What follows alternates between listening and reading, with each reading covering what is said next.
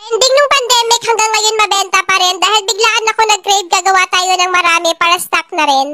Hindi na kailangan initin kapag kumain kaya perfect rin to sa mga walang ref at sa mga nagtitipid. 2 pirasong chicken breast lang to or pizza, dilagyan ko lang yan ng paminta, asin, laurel at luya pampawala ng langsa at magad tayo ng water. Takpan lang to at palambutin pagkatapos palamigin lang natin yan at pwede na tong himayin.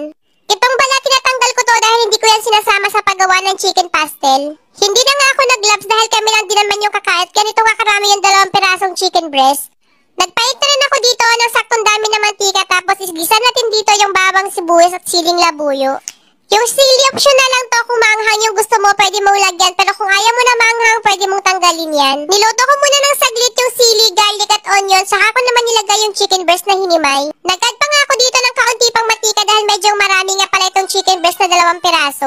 Halo-haluin muna natin to tsaka naman tayo maglalagay ng pampalasa katulad na lang itong oyster sauce, soy sauce, paminta at maglalagay rin tayo ng kaunting turmeric powder pampakulay tapos haluin lang natin to ng maigi. Nakulangan nga pala ako sa kulay nito kaya naman nag-add ako dito siguro mga 1 kutsara na dark soy sauce. Hindi ko napakita sa video pero nag-add ako dito ng 1 pirasong chicken breast tapos nag-add rin ako ng dahon ng laurel. Lutuin lang natin to na aayon sa gusto natin na chicken pastel pero kapag ganito yung gustong-gusto ko talaga dito ay medyo tuyo na.